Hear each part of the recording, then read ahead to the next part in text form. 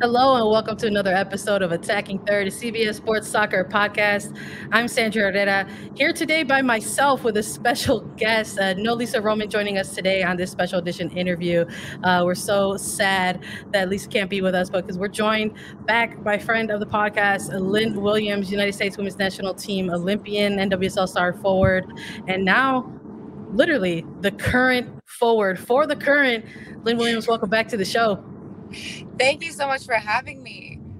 I'm excited. I'm excited too. Listen, I love the energy that you brought to this episode. If you're listening to this on audio, Lynn Williams is hooking us up with a tour of Melbourne right now. She's like the hardest working person in this industry by far. Doing this in a car in Australia of all places. It's a delight to have you back, and of course, welcome. We did chat a little bit during 2021 during the NWSL playoffs. And while it's great to have you back, got to check in. How have you been? How's your off season been? Holidays? How's that been going for you? Yeah. Happy New Year to you as well. I've been amazing. I've been down here in Australia. That's where I'm in the car right now, having Marley Uber me around, basically. So thank you for allowing me to do this in the car. But it's been amazing. I love Australia. I love being here. I obviously love it that Marley is here and we were able to see each other. We hadn't seen each other in 21 months. So it's been a much needed reunion. And yeah, I was playing with Melbourne Victory down here. Great club. So just honored and gracious for them to allow me to come and play for such a short stint. But they really let me feel like a part of the family. So I'm just really thankful to them for that. And I really have nothing bad to say. I'm feeling like my happy meter is all the way filled up. Good. I like that. Your happy meter. That's nice. I love that. Yeah. I love that. How are you? I'm doing all right. I would say that maybe my happy meter is filled all the way up too, honestly. I was excited to ring in the new year because it's always the moment where you get to the end of the year, you try to finally find some time to reflect, right, on things that have occurred for you, or maybe think about things that you wish you could have done differently, or things that you want to improve on in the future. So I'm gonna agree with that my happy meter is pretty stacked as well. In terms of looking ahead a little bit to this year, some big news for you was just announced a move away from the East Coast to the Midwest. You're going to be heading to Kansas City. Congratulations. It was announced this week on Monday, January the 10th, when all of the announcements on socials kind of went live. So I was wondering if you would be able to take me and our listeners sort of behind the scenes in your processes of this trade. How did it come about? How does a conversation look like? Does it look like you initiating conversations with your own personal team and then saying like, hey, like you talked a little bit about getting out of your comfort zone. Walk us through the steps and how this type of trade gets completed. Yeah. So first and foremost, it's a pretty bittersweet trade. I'm very excited about, going to Kansas City, getting a new opportunity. I'm going with Kristen Hamilton, who's already there, who I played with the Courage, and Haley Mace, and also Sam Lewis. She was just traded. So I think I'm like very excited to be there with girls I played with at the Courage, but at the same time, the Courage was my home for the last 5 years, 6 years maybe. I can't really remember. I'm like losing track of time, but yeah, it's bittersweet. It's a place that I've called home. I've had so much success there. I've had a lot of like ups and downs, and truly was like a family to me. But I felt for me in my career, it was time for me to make a trade or go somewhere else, get coached by a new coach. Just kind of get out of my comfort zone a bit. I think when you're in one spot for too long, you get comfortable, and I think in the world of sport, you have to get out of your comfort zone in order to push yourself, to grow, for me to try to be the best Lynn soccer player I can possibly be. And that came with me asking for a trade. As sad as that is, I felt like at this time in my career, it was the best thing for me. I feel like in the past, maybe made decisions based on my friendships and saying, I don't want to leave this group of girls, and it's so amazing, I love it here. And part of me knew this time would come. It just happens to come off of the back of a pretty mentally exhausting season. But yeah, so, you know, I asked for a trade. The only thing I asked for was to get closer to home. I feel like in my career right now, I'm at a point where not only want to challenge, but I want to be able to have my family come out to my games. I want to be able to be in my niece and nephew's lives a little bit more. And I feel like I've put in the work to deserve that. And so that was my only ask for the courage, was to try to for them to get me closer. And so I ended up in Kansas City. You know, I am super excited about that, though. And it happens to be where, like I said, Sam is, and Kristen and Haley, and get to continue snacks in the same location, so we don't have to worry about time difference. But that's basically how that went. It was nothing about the club that was bad. It's not that I didn't want to be a part of the club anymore. I just wanted to challenge myself. And I think this was the right step for me right now to do that. Yeah, absolutely. I mean, the timeline of a pro athlete has a deadline sometimes, right? And there's only so many opportunities, right, to try to go out and seek different environments, and that's going to happen for you in 2022 in NWSL. And you mentioned about being reunited and having familiarity with obvious teammates, you know, Kristen Hamilton, Haley Mace, and of course the all important, you know, reunion of Snacks co-hosts Sam Lewis. So looking forward to that as well. But you know, even without getting into the market quite yet, or getting reconnected to prepare for the 2022 season, how helpful is that sort of familiarity with these players as you go into sort of a new environment?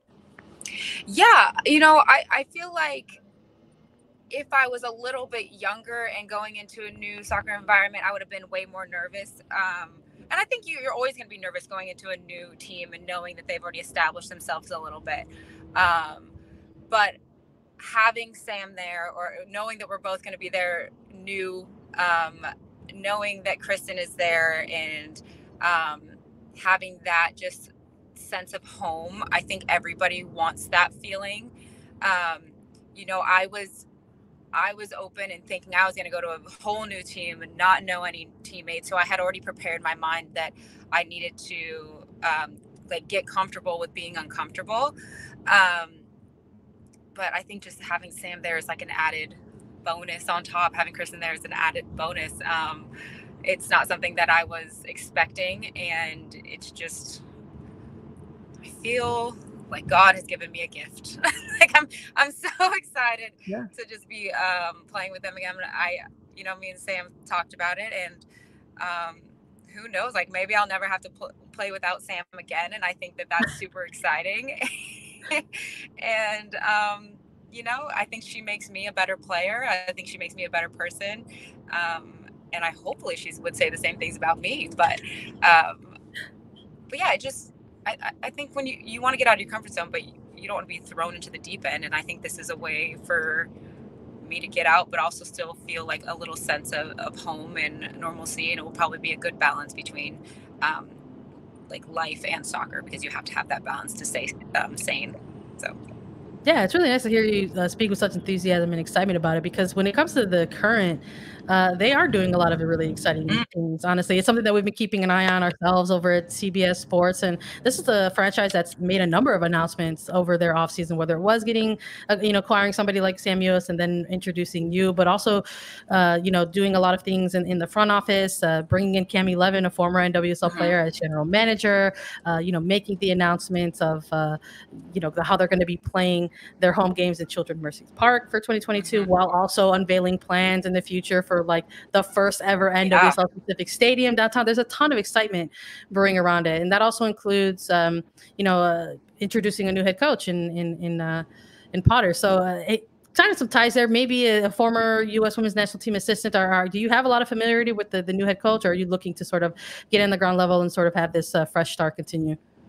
Yeah, first of all, that was like a very long list of things. I felt like we were going to go on forever with Casey, which It's is, so I think, a much. very I good almost sign. feel it. I almost feel like I might have left something out. People will let me know if I No, did it's a that. good sign. It shows that they're really investing in women's soccer, and they've said that they want to be the best women's organization in the world, and the steps that they're taking to do that, it seems like they will be, and I'm really excited to be a part of that in the beginning stages.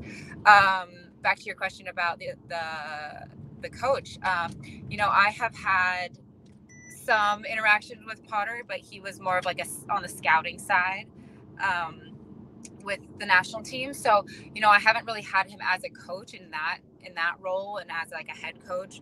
I think that no matter what, if you're assistant or not, once you step into a head coach role, it's, things change. You have to make the game time decisions, all of those things.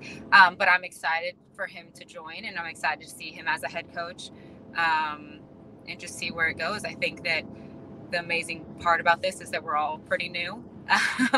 And so we're going to be able to grow and build something together as a whole.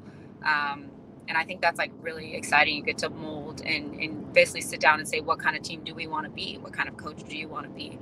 And we get to do that together. Outside of the soccer things and the player acquisitions and the front office things for the current, what is it perhaps maybe about Kansas City specifically as a city that you're possibly looking forward to? We hear a lot so often about the iconic barbecue. Have you had a chance to talk with Sam Ewis about it all? Maybe some things that you guys want to get into the city and try out? Well, definitely the barbecue. I think that I need to know the difference between North Carolina and Kansas City barbecue, and then I'll make my decision on which one's better.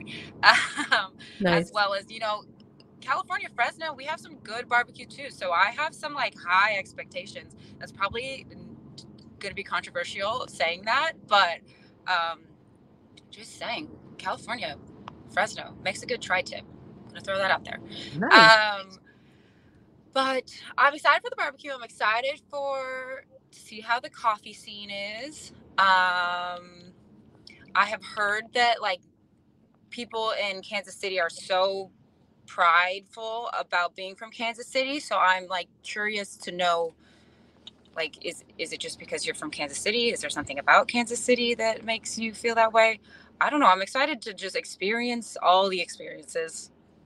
That's part of like what happens when you go into a new place, right? It's the adventure that kind of you want to tap into and sort of get those new experiences. And I'm sure we'll maybe hear all about that as part of snacks when you're kind of trying to take over the city with Sam. But I guess maybe another congratulations is in order as well. Again, with all these announcements, not just the current, but head coach Vlatko Andonovski of the United States Women's National Team unveiled the January camp roster, and of course, your name is listed. What was it like? Did you have to take that kind of call in Australia? Was it something that you had a conversation with him prior to? Well, it's actually just an email. You get an email saying that you're invited. So I got my email a little bit ago. Knew I was going into camp. Super excited about that. And yeah, I'm excited for this new year, this new opportunity. I think that you can never take an invite into national team camp for granted. I was there before when I didn't get invites, where I've had invites for years and then didn't get one for a whole year. And so I'm just excited to be growing with this new group of players and a new opportunity to hopefully show what I've got to offer. But yeah, so I'm excited. I can't wait to get going again. Yeah. I feel like most people are like, oh, I haven't played soccer in a long time, but I have been. So I'm just excited to continue to play. Yeah, right on. Some of us in the media actually were able to sit down with him on a call as the roster got announced, and he just sort of echoed a lot of the similar things in the past, where a lot of these more recent international windows and now this January camp are kind of being viewed as like opportunities for some of the younger players to kind of get out there and get more looks to be evaluated. And you're somebody who has sort of found themselves in that position before, sort of the new kid on the block, right? Having to make an impression on a coaching staff. What sort of like advice or, words of encouragement would you maybe give to some of these players sort of trying to go out there, get a run out, stay competitive and make an impression? Yeah, I think you just need to, it's harder said than done, but like run your own race just make sure you're focusing on you. I've spent a lot of years trying to compare myself to other people and, trying to be molded into somebody else. And I think what's the beauty about the national team is you're there because you have something special that nobody else has. Obviously, everybody there is going to be good at soccer, but the one thing that you go in to do is it's going to stand out from everybody else. And so I would say just lean into that and be confident in that ability. And then just bring it every single day, just soak it all in. Don't take it for granted and just be in the moment. That's all I got. No, I love it. It's I'm taking in some of that advice as well, even though I'm not going to national team women's soccer camps. It's good advice. We're still here in January and we're still bringing in the new year.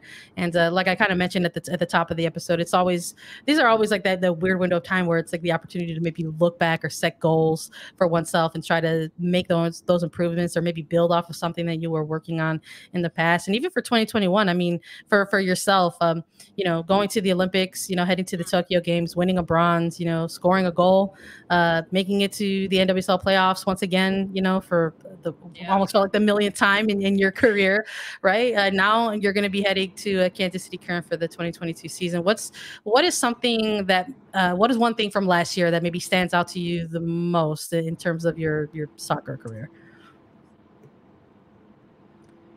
I think I would just say resilience. I feel like I'm a pretty just resilient person and able to try to find the positive in any negative situation or any tough situation. Thinking about Tokyo, I didn't initially make the 18, and knowing that I was going as an alternate, I tried to find the good in that situation. And then when the roster opened up, I think if I was before thinking negatively, I wouldn't have been ready and prepared mentally to go into those games. And then coming back into the NWSL season, it was a shit show of a time. And I think every single team could say that. Probably every reporter, every podcaster can say that about the NWSL. And I think for the courage, we were in a pretty bad situation. We didn't win, but getting to playoffs, I think shows how resilient we were in those moments. And with this new opportunity, I think it's going to show, hopefully, that I'm resilient again to be able to go into a team and, hopefully have some success. Obviously, I can't tell the future, but that's what I'm hoping for. That's what I would say is just believing in myself and showing like how resilient I truly am and that I can find a positive and a negative. That's what I've learned about myself. Yeah, I feel like resilient, that was like really the power word that we heard a lot from a lot of teams, a lot of players who we had interviewed on Attacking Third during 2020 for sure. And I love that at the beginning of this, you kind of kicked it off with, I think, a much better word, which is happiness. So I'm hoping for that in the league and for all the players and even for those of us who have to cover, because you're absolutely 100% correct. It was tough. It was a tough year to cover on our end as well. So in terms of maybe sort of honing in and then keeping it, maybe using another word like hope, being hopeful. Looking ahead at 2022, maybe what's one thing you're actually focusing on, whether it's in your game on the pitch or off the pitch? On the pitch, just continuing to grow, continuing to soak everything and learn. I think that it's weird. Like I've become more of a veteran player, even though I don't view myself like that. So how can I, just continue to blossom into the player that I want to be? I feel like I still have so much room to grow. And off the field, just continuing this life soccer balance. I think that if last year didn't teach me anything about happiness and just needing to be happy off the field, then I don't think I've learned anything if I haven't learned that. And so just finding that balance of on-field success with off-field success and happiness as well. I love that. I think that's a good thing to close out on for right now. I want to thank you for joining us, Lynn Williams. Appreciate it so much. Safe travels back to the States. Safe travels in Australia as we're almost home now. Thank From a you. card, yeah. Congrats again on the big trade to Kansas City. I want to thank all our listeners for listening. As always, we always like to thank them before we exit, and just remind everybody that we're on Apple Podcasts, Spotify, Stitcher, wherever you listen to your podcast shows. We're also available as video. Subscribe to us on YouTube. Visit youtube.com/attacking third, and leave us a rating on any of those streaming services where you find us on. And we will be back on Monday with more coverage and more interviews across the league. For Sandra Herrera and Lynn Williams, this was Attacking Third. Thank you so much. Oh, Lynn,